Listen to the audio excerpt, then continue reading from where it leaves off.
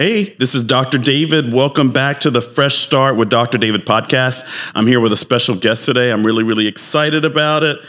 So I'm glad you tuned in today. This podcast is all about fresh starts. It's about new beginnings, resets, reboots, all those types of things. And every time that you tune into one of these podcasts, you're going to get a fresh start. This podcast is not just about problems and dilemmas and challenges. It's also about solutions and options and choices. And it's all about your ability to have a fresh start with every facet of your life each and every day. So welcome back. I'm glad that you're here again. Like I said, I've got a really special guest on this episode, and I'm really excited about some of the things that she's done. She is the very definition of being dynamic and being flexible and being strong and malleable and having tenacity and all those things. And you're going to find that out as soon as you start hearing from her. So welcome to the Fresh Start with Dr. David podcast. Welcome, Phoenix Sohl. Thank you. Absolutely. Excited to be here. I'm so glad that you are here today. You look magnificent, as always. And, I can't wait to get into what's going on with your career and all your projects. You've got so much going on. I'm totally in awe of all the things that you managed to do. So I'm so glad to be here with you today. Thank you. Likewise. Absolutely. So let me go ahead and get started. So welcome back, everyone. As you know, this is the second season of the Fresh Start with Dr. David podcast. And earlier today, I recorded a podcast all about time. And so if you have issues with time and time management and time constraints and timetables and procrastination. I need to listen to that now. Absolutely. Hey, it'll be uploaded later on today. So tune into that episode. It's all about time, and it'll make you think about time in some ways that you have not thought about before. So that episode will be new. I've already uploaded. I'll be uploading that soon, and you'll be able to hear some things about it. But, just some of the things that you want to think about in terms of time. When I was thinking about how I would approach the topic of time, I wanted a definition of time, and it was hard to find one, but I created one. And the definition that I came up with was the movement of life and the movement of living, and also the clock of life. That's good. So those are just some interesting ways to think about time. So definitely life. Yeah, absolutely. And it follows the episode that I did most recently about spring and the energy of spring and the power of spring and the way that you should embrace and synchronize with spring so that you get more done. For sure. And so that you're working with nature and the natural balance of things and the seasons and not against them. Love it. Right? So let me just kind of jump in. So today's topic is all about self-care and self-love. We often use those topics synonymously, those phrases synonymously, but they're slightly different, right? And we'll kind of go through the definitions of self-care and self-love, all those types of things. Self-care is an expression of self-love. And so that's part of how they differ. And there are a lot of different expressions of self-love. Self-care is just one of them. So we'll get into that. I also want to, if you haven't done so already, please subscribe to this podcast. Please share it with others. Please give it a 5-star rating if you enjoy the experience here. I've already talked about some of the recent and upcoming episodes, but definitely get engaged. I also have started a 501c3 called the Resilience Project. I'm really excited about that. It's just getting off the ground. It's something that I wish had been around when I was a teenager or an adolescent, but the Resilience Project is a project that I created late last year in order to help teens, adolescents, and young adults with life skills and life coaching so they don't become the next generation in need of psychiatric care. That's needed. And so definitely donate to this podcast and stay tuned for more about the Resilience Project. I also want to talk just a little bit about my Facebook groups. I'm a big believer in positive affirmations and daily motivational quotes. My books, my 2 self-improvement books are chocked full of those, but you can join these groups for free. 2 are private. Those are Fresh Start with Dr. David Facebook group. And then there's also my group, The New Balance with Dr. David. But I also have a group called Grow, capital GROW. And that group is all about positive affirmations, daily motivational quotes that you can share with everybody on Facebook and social media, right? So that's a public group. So definitely check out those groups on Facebook. You can also check me out on Facebook. You can also check out Phoenix Sohl on a bunch of different social media platforms, and I'm going to get into that in a minute. I also want to mention my practices. So I have 5 different practices, right? The primary practice, or the first one that I started, is called MLC of Greater Atlanta. MLC of Greater Atlanta is a mental health and wellness practice, right? And it's for anything ranging from depression to anxiety to PTSD to trauma to life direction and focus, ADHD, anything that's a challenge for you and you want a holistic option. You don't just want pills thrown at you, right? Then check out my practice, MLC of Greater Atlanta. There's also Atlanta Coaching and Hypnotherapy Associates. That's a practice that I started in 2019. That practice is all about life coaching, self-improvement, self-development, self-empowerment, and hypnotherapy. And hypnosis works. All you have to do is check out one of my recent episodes that I did with one of my clients, Melat, and she can tell you about that, and you can listen to what she said about her hypnosis session. There is also Atlanta Health and Wellness Coaching, which I started in 2021. That practice is all about nutrition, diet, wellness, weight loss, weight management, and management of a chronic health condition. So if you have a chronic medical condition, like I do, like hypertension or diabetes or any other chronic health issue, it helps if you have a coach along the way to help you manage that condition. So check that out. And I also have a practice called the Atlanta Small Business Incubator. That's for anybody who wants to start or grow a small business to get it off the ground and make sure it has the foundation that it needs. That's the most important thing, because most small businesses fail within 12 to 24 months, right? And then my last practice, which doesn't have a website, which is called Atlanta Academic Achievement. And that's a practice that'll be working with the Resilience Project as well, which is totally focused on study strategies, test-taking strategies, how to focus on your career, vocational activities, and things like that. So those are my practices. But anyway, I also have a upcoming speaking engagement. I will be doing a presentation, a training for Amerigroup, the insurance company. So that's going to be next month. And so definitely stay tuned for that. So without further ado, I'd like to get to the topic today, which is all about self-care and self-love, and to reintroduce my special guest today, Phoenix Sohl. Hey, everybody. Excited to be here. Thank you so much. So I've been wanting to do this for a while. I'm so glad that you brought up this idea. And I would just want to say, this is her idea to do this live taping and everything. This is totally foreign territory for me. But as you'll find out, this is something that she's a professional at. She's a perfectionist at. She's great at.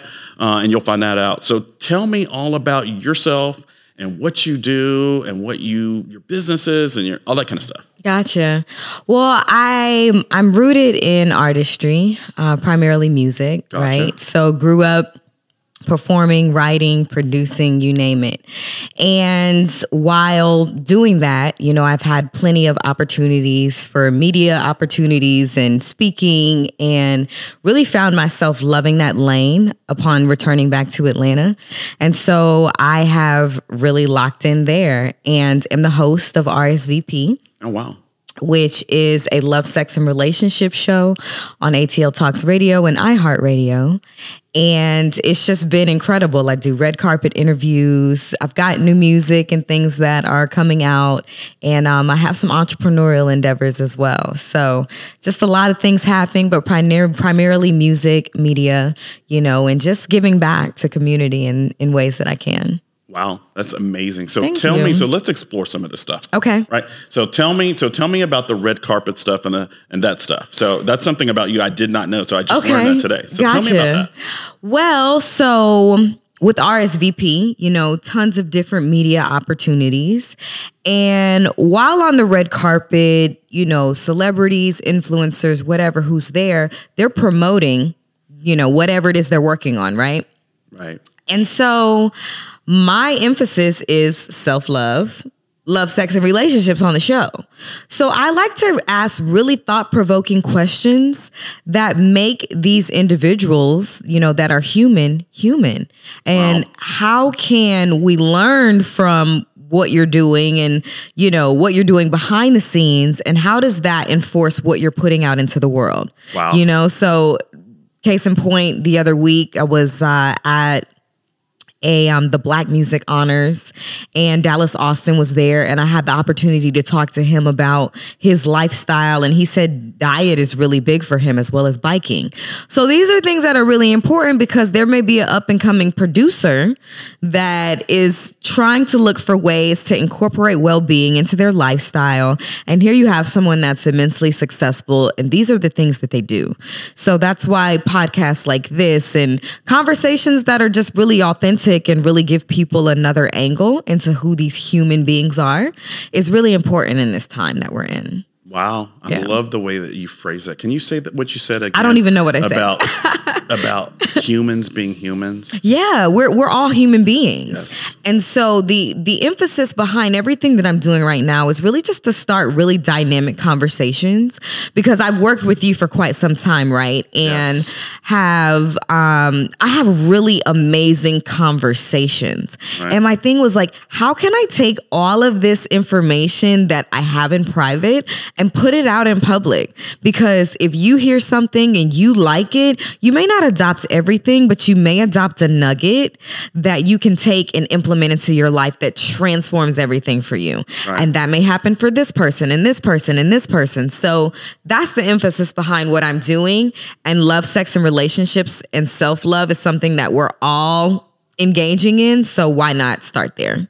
That's amazing. And RSVP. So I love that. So, Thank you. So does that stand for anything, or is that just? It doesn't. I actually have a song. I have a song called RSVP. Okay. And so everything is just kind of a spinoff from what already exists, right? Wow. So yeah, we're building the empire, building the brand, and let's give it back to the center, the core, which was the music. That was the beginning. So it all just kind of ties in together. Wow, that's amazing. Yeah. Now, okay, well, so I learned something new about about RSVP, so I'll definitely have to tune into that find all that stuff, and then post it online so that others can find you. Thank you. And secure your talents and things like that. Absolutely. And so, tell me a little bit about your other businesses. Now, you've got a lot going on. I do. I do. And I get it. My aim, and especially for April, is about simplification. Right. I have been honing in on, okay, these are the things that are before me, and this is what I'm focused on. Okay. So my other business is Gold Sohl. And it is under the wellness umbrella. It is a luxury aromatherapeutic candle and oil brand. Yes. And I love candles. I love scent. You know, everybody that walks in is like, oh my gosh, it smells so good. I've always made my own oils. And so I'm like, why not monetize this? Absolutely. It really started, though, the candles were the beginning, and they started because I was looking for merch for my shows that was distinct to my brand. And my sister had a candle line, and I was like, you know what? I got the information from her, like, on how to create, and I just started creating it. And the next thing you know, like, at my shows and at events, they would sell out. And I was like, okay, well, this took on a life of its own. Right. Let's let it keep going. So Gold Sohl is alive and thriving, and we've got some exciting things coming up. So tell me about some of these. So, I mean, it does smell great in here. And it changes the energy. Yes. It changes the energy. And scent is one of the, I think it's the only sense that has the power of shifting the brain. I believe it. So yeah, like, it's so powerful. I always say wealth is a scent. Like, it's like, scent has so much power. So when I need to connect and just tap in, like, it's scent that does it for me. And in terms of your scents, what are some of the favorites that you? Ooh, I love woodsy smells because they're very grounding. Right. I'm always doing something right and like super lofty. So I love, any cedar woods, sandalwoods, and what I found was really, really interesting when creating the candles is that there's layers to scent. So there's layers to where they hit you in your body. Sure. So if you need to ground, then again, the woodsy scents are what you want. If you want like heart openers, then that's going to be like your ambers And that's going to be like warm tones that like really like open your heart. And then when you need to kind of, uplift, then that's going to be lemongrasses and citruses, and different flowers can hit you high, but they also hit you in the middle. So It's just, I know it's really complex. Like I learned that while creating the candles, because I would put two scents together that would cancel each other out because they both hit in the middle. And so it's like, no, I need a bottom, I need a a middle, and I need a top. It's all about balance. So the same thing goes for scent.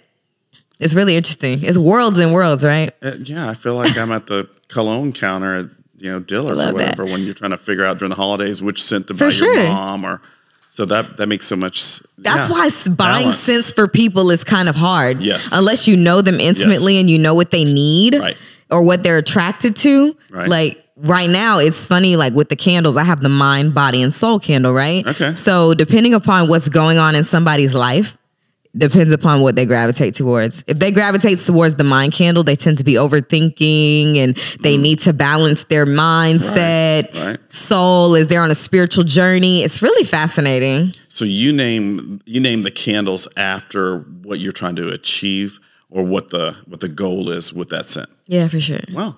Nice. Yeah. Good. Keep it simple. Yeah. I think the best things are just simple. That is true. Yeah. That is true. And I've heard you say that a few times. I'm a simple you're person. You're consistent about that. Yeah. And simplification is a great strategy for making life work. For sure. Awesome. Thank you. And we'll recap this at the end, but just tell everyone about some of the presences that you have online. Okay, where people can find you. Got you. Again, on the radio station, ATL Talks Radio, iHeartRadio, as well as I'm big on Instagram. Right. I really like to incorporate, the videos and such. I'm on Facebook, I'm on all the major platforms. However, Instagram is really like where I'm building a lot of community there, as well as YouTube. Okay. And on the radio and on TV, via those platforms. And in all those places, do you go? Is it the same thing that they would search to find you? Phoenix Sohl? Yes, I am Phoenix Sohl. Okay. Yes, and that's SOHL. I try to, again, keep it consistent, right? Keep it pure. Keep it consistent. So they can find you all those places under that name. Great, great, awesome. And I'll definitely be sharing that. Thank you. So thank you so much for sharing that. For sure. So let's go ahead and get started and talk about self-care and self-love. Yes. So before I say anything about just kind of the definitions of self-love and self-care and things like that, Tell me why you chose that topic and what it means to you. I chose the topic because it's very on brand with what I currently am delving into in terms of subject matter, but it's so imperative right now. Yeah. The times are so wild. Like I say it all the time, like I feel like we live in Gotham City.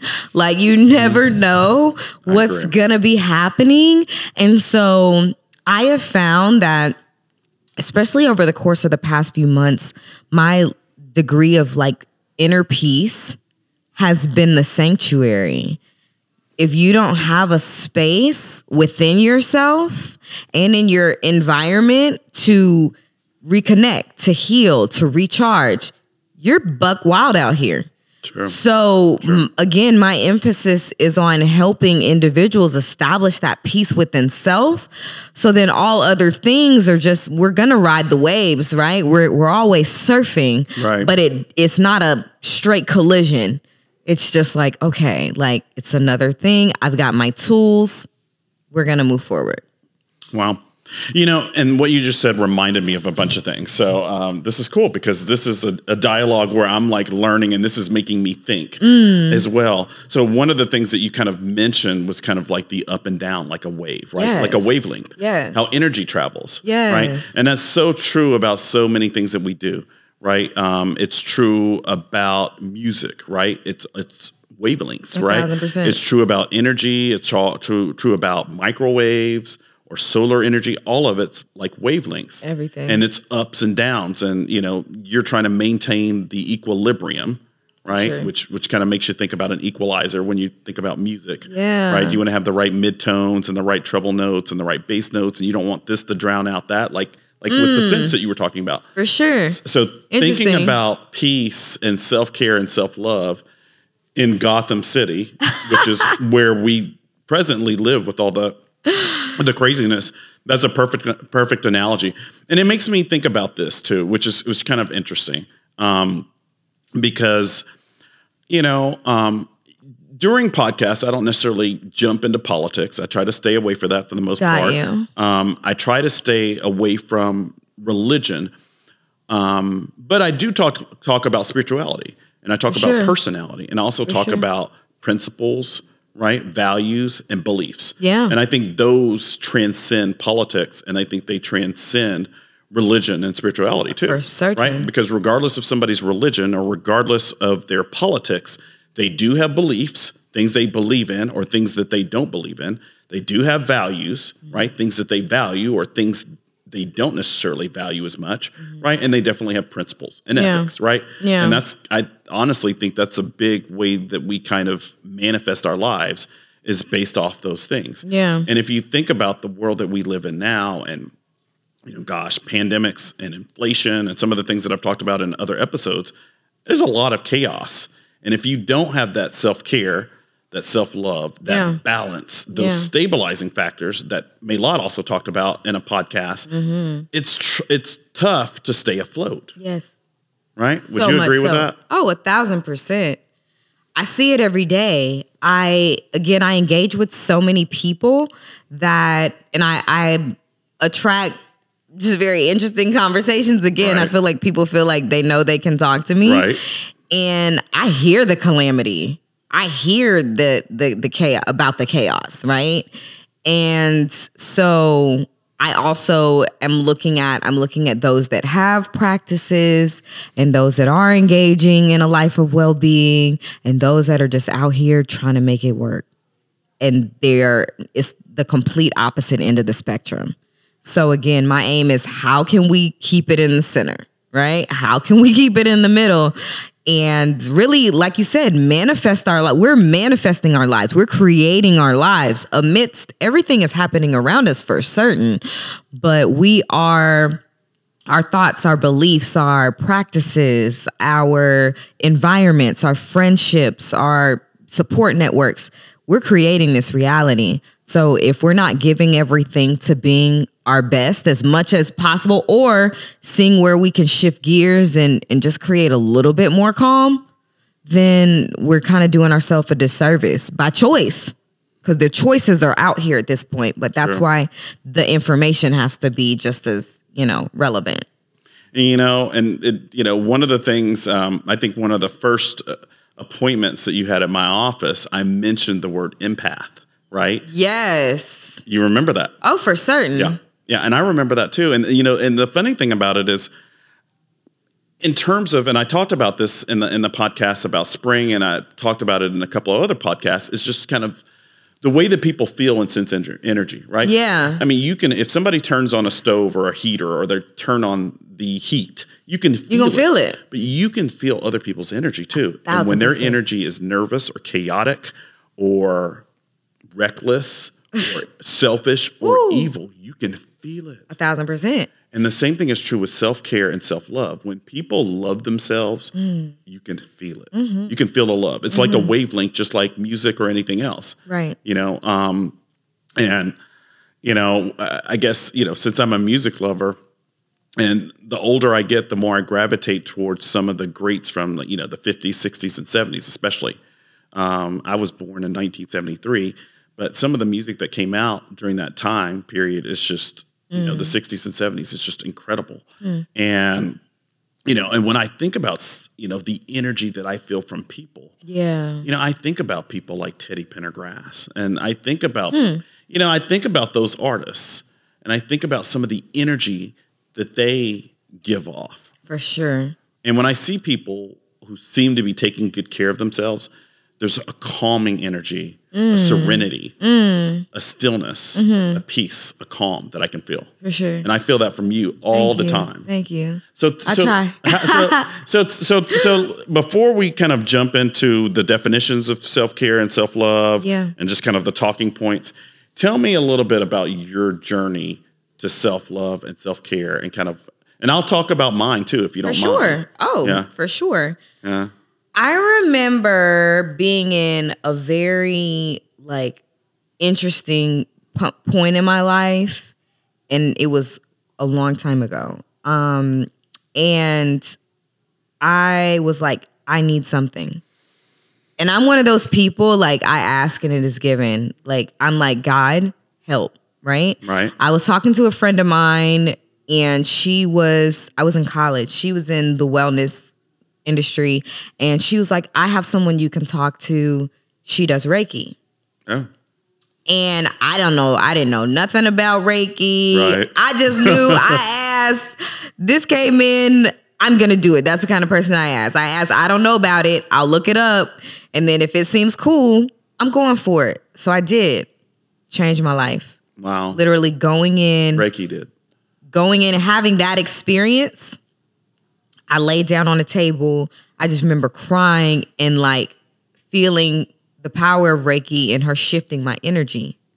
Wow. From that was just so much chaos and uncertainty. And then when I left, I felt so at peace. And I was like, whatever this is, I need more of that. And so wow. I did not learn or really invest much into Reiki at the, moving forward, but I was able to get back in line with my practices, right? So flash forward to a summer in New York, and my sister was like, hey, I met this woman and we were going to go to her house. Okay. So we go to her house and she's a Reiki master. Oh, wow. Okay. To make a long story longer, by the end of the weekend, I was a Reiki practitioner. Wow. And at that point, I was able to give myself Reiki. I was practicing on my friends and my family and the community. And I really got into, I've always been an empath. We talked about, yes. Being an empath. And I never yes. knew, it was very challenging for me because I almost feel like energy used me. Yes. And I did not know how to use energy. Yes. So when I found Reiki, it gave me a way to understand that, oh, that's your energy over there. This is my energy right here. I'm experiencing what you're experiencing. So let me back up. Yes. And experience what I need to experience. And I don't think that people really have that degree of awareness because it's very subtle. Yes. It takes time to develop an understanding of what energy feels like and how to shift it. So that was the start for me, but I've always eaten very well. I've always been the one person in my family that, we're all athletes, but food was very important for me and consistent well-being was very important to me. So whether it's acupuncture, whether it's Reiki, my food intake, my entire lifestyle, because I'm a sensitive being. And if I don't invest in myself, I will crash. Other people, and I've always kind of been envious of people that can just do whatever, but that's just not me. I'm very sensitive to everything, really, to the foods, to, any substances. I don't really drink often because it doesn't do anything for me, so I just I've had to be mindful of myself and learn ways to govern myself because I was always different. And I think that helped me. I always was like, dang, I'm so different from everybody else. And I wanted to kind of fit in a little bit more.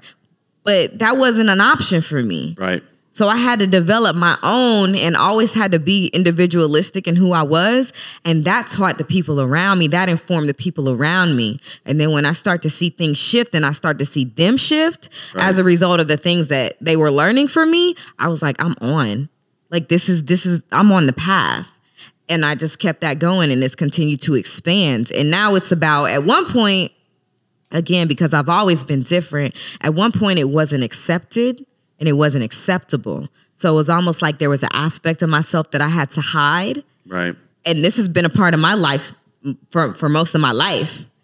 So now it's people are open to talking about healing. People are open to alternative therapies. People are open to eating well. So now my lifestyle and my expertise is what people are looking for. So it's my opportunity to give back and to inform based on a life that I've had to create just for my well-being and my success. Wow. Yeah. Wow. I love that. You know, when new clients come into my office, I can tell right away if they're empathic or not. I can just feel it. I can feel it. Yeah. And even though during the first initial consultation session, I don't like to necessarily share that much, usually one of the things that I share with people who I know are empaths when they come in for the first appointment is this. If you're empathic, one of your life lessons is going to be to learn to control it and turn it off sometimes. Yes. Right? Yes. Because it's like a frequency. It's like a something you can tune into that most people can't. Yeah. And if you're always tuned into everything that everyone else is doing and feeling and thinking, it's tough to feel your own stuff. It really is. And navigate your own. You really helped me with that so much, to the point where I love to see the growth, right?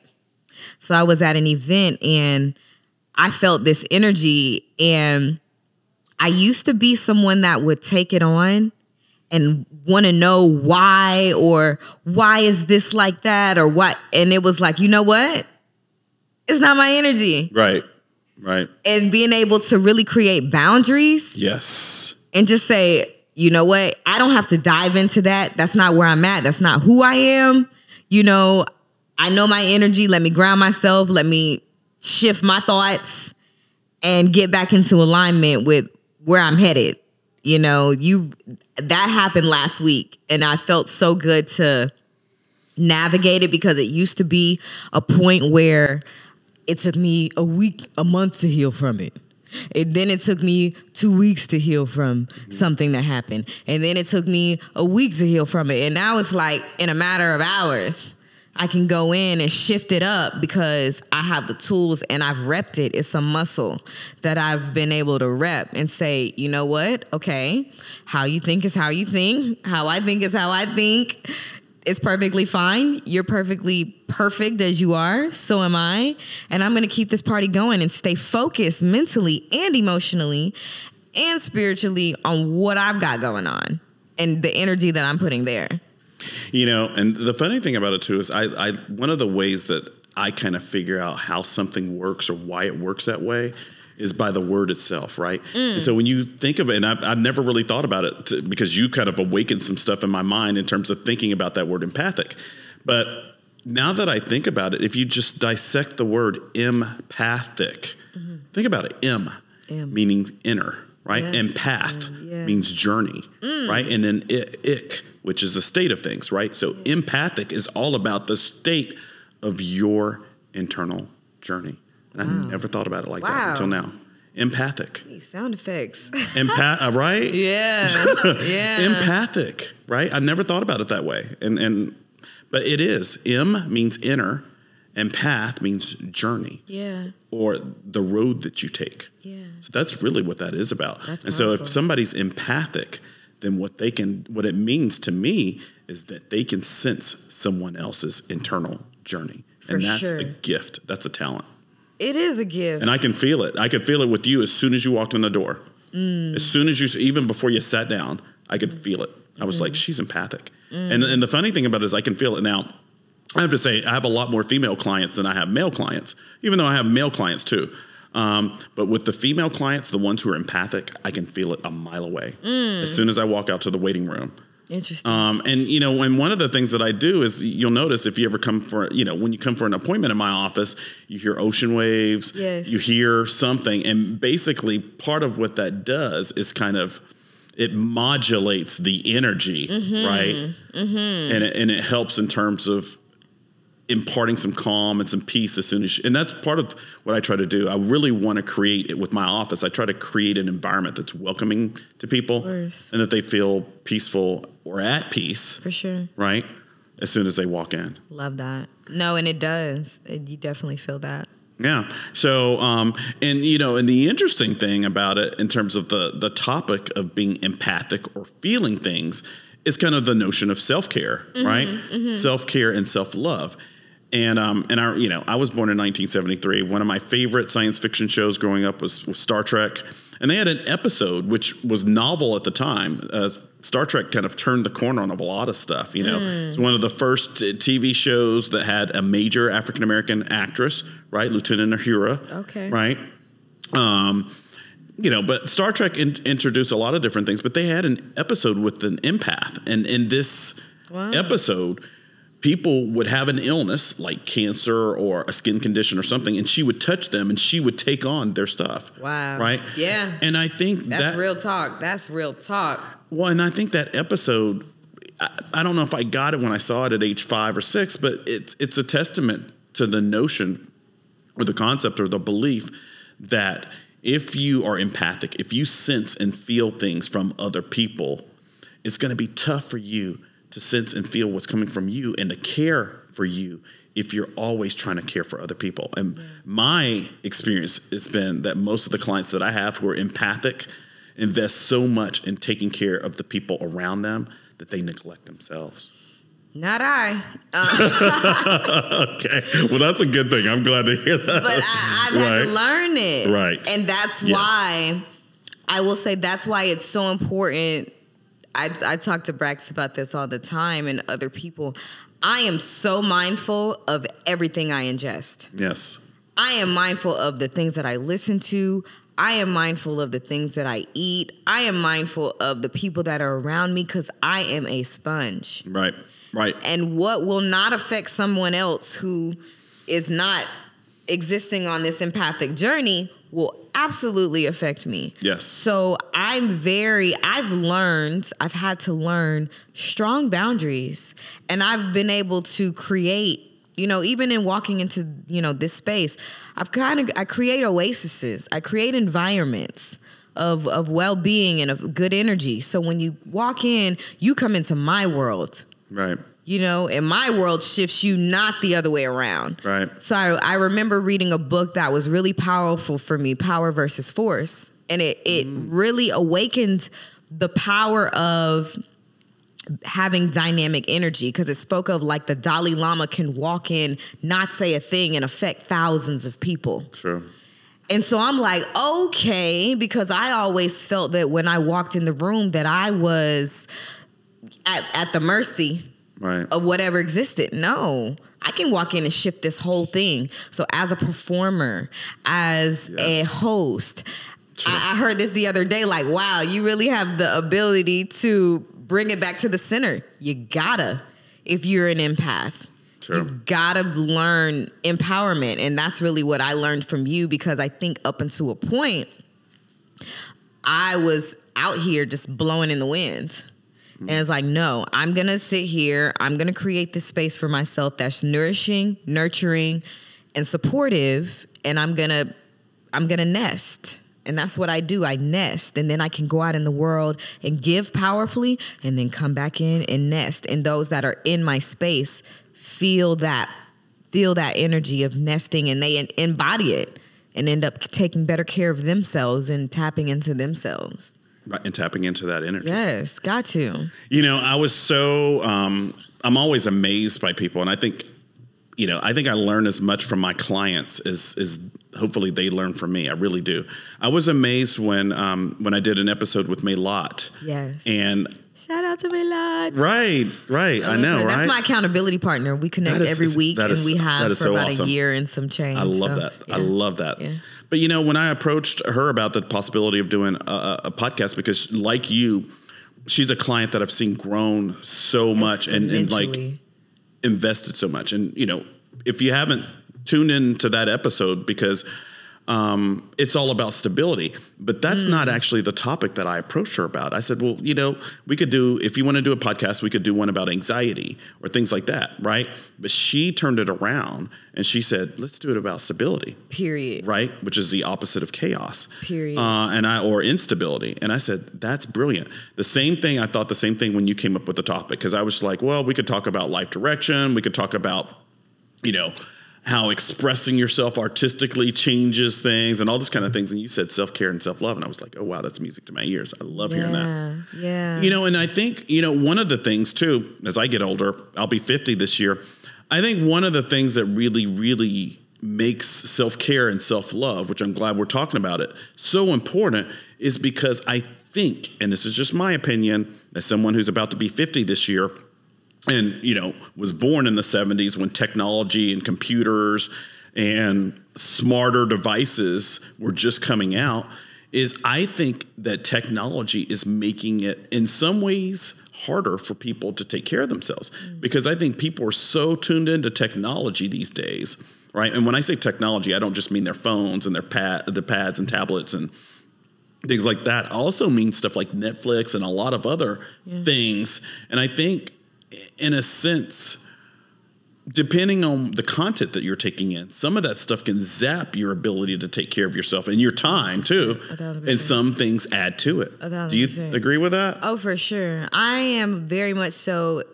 Because I grew up, I'm a military child, and I lived in Japan. Right. Oh, wow. And so I experienced Zen environments. Oh, wow. And so feng shui is very important to me. Oh, nice. So even in here, I don't have a lot of electronics. There's a TV upstairs. Right. I just understand the power of like what that will do to you. Okay. Even in I don't have the phone beside me when I sleep. It's across the room. Nice. Because all of these vibrations, right? All of these frequencies, they affect you. Yes. And if you're not getting out into the world and getting in nature and taking in sun and breathing in and really invigorating your body, you're like, it's almost like you're walking around electrocuted. Vibrating. With the stuff around you. Exactly. And right? you never have calm. Yes. So you can't create it because you live in a world where that doesn't even exist and you've never unplugged. So we have to develop habits and create our environments that allow us to unplug. And that's completely from the electronics, that's going outside. Like being in water, being near water, being on land, putting your feet on the ground, the nature of what, our greats did to stay balanced. We got to really tap in. And that's where life gets beautiful, because I remember hearing that the people that feel the most alive are the people that are connected to their senses. Yes. So that's seeing, that's True. Touching, that's tasting, that's Feeling. Smelling, feeling. And so none of the electronics can't give you that. You can see, Sure. But can you hear hear what's happening, the orchestra or the symphony, or right. Can you taste this food and it be incredible and be delicious and it feeds your body and your cells? Can you smell? That's what makes you alive. It's not about being connected to these things. It's about being connected to yourself. I just had kind of an insight. When you think about the weather and you think about like tornadoes, there've been a lot of weather events. But, what you just said just kind of made something pop in my head, and it's this. Some of the technology that's out there that people have a hard time disconnecting from, it's kind of like being in an earthquake. Where the ground is vibrating, and you don't have any stillness, right? Yeah. Wow, I hadn't thought about that. And then you wonder why your environment, your relationships, your work, your work relationship with your boss, or everything is volatile because you're in chaotic because you're in chaos. You're in the energy of chaos. You cannot create from outside of yourself. You can only create what exists right here in this moment. So if I am invested in peace, I am focusing my mind, I'm going to do a quick little meditation. When I step out, I can create something from that embodies that energy. But if I'm in here yelling, screaming, cussing, listening to this, when I go out, I'm creating the same thing. And the funny thing about what you just said is all the data backs that up. Because I did an episode in season 1 about depression, right? And I had to look up a lot of statistics about depression, some of which were off. I think they were some of the numbers were way lower than that. The numbers suggested that almost nobody has depression. I just don't believe that. Not in this world. Not at this point. But the funny thing that you kind of made me think about is this concept here. The more technology that we get, the higher the rates of anxiety, depression, PTSD, trauma, ADD, and all those things, especially in kids. And they are more introduced to technology than anything else. And Suicide rates among children are just skyrocketing, which is another reason why I'm starting the Resilience Project to help kids like this. But when you look at, children, young children, teens, adolescents, and young adults, depression rates, anxiety rates, ADHD rates are skyrocketing at the same time that technology. And now we've got AI. Now we've got Chat GPT and all this other crazy stuff and all these races. And the funny thing about it, which, just kind of like from a social aspect, but also from a psychological aspect is, now you've got all these pioneers of technology, Elon Musk and, Bill Gates, and all these people who are at the top of technology going, oh, wait, we need to hold off. Let's put a break on things for 60, what they say, I think 6 months or something like that. It's too late now. The genie's out of the bottle. How are you going to put it back in? You can't. You can't. The mad scientist. It's like the Garden of Eden. Deep. Once you open up the genie, it's too late. But anyway. I love what you said about the children because I talk about this very often. I started coming to you because I was experiencing night terrors. Yes. And during the day, I'm very powerful. I can decide, okay, I have tools to shift. And so I was able to distract myself and do what I needed to do there. But at night, I could not turn it off. Yeah. And no matter where I went, it would not stop. And so it was like I woke up, that period of rest, I just did not have that, for a period of time. And that taught me so much. But it really taught me just going back to childhood, how you grow up in a certain environment and your nervous system is created. Yes. In that environment. Absolutely. And my nervous system was created in uncertainty. Yes. And so that lived inside of me and I did not know it even existed. Right. So it's so important for us to be very protective of our children and guard their minds and guard their access. I love technology. Yeah. I do, because it's helping us expand to people across the world. True. And it's helping us do so many things very easily. True. But like my grandma says, everything in moderation. Yes. So, okay, that's cool, but when do you turn it off? When do you separate? Because again, what is reflected in your life, if you don't love it, you got to make some changes. And it probably is rooted in what you're not doing to calm yourself, calm your nervous system, calm your thinking so that you can recenter. And it's, what you just said made me think of something. And I believe that it came out either in 2022 and 2021. I don't want to get too much off topic so we can keep on time so we don't go too long. But one of the things that it reminds me of is a study that they did, either a study, I can't remember if it was an observational study or a retrospective study or what kind of study it was, but it was a study that they did either in 2022 or 2021. It was basically how all these kids, when they spoke about what would make them the most depressed, it was taking away their phone. And that's interesting. And it was, I couldn't believe it, because it was just like, well, if your mom went away, what would you feel? And the phone was at the top of the list. And I was just thinking, if some kid is going to be more disturbed from having their phone taken away than one of their parents going away for a week, that's pretty crazy. That's telling. That takes me back to living life. Mm-hmm. So many adults aren't living life. Yes. So they're not teaching their children how to live life. Yes. And we're living lives through our phone. You can't live your life through your phone. You can't live your life through this outside device. Get out. Go for a hike. Be together. Be connected.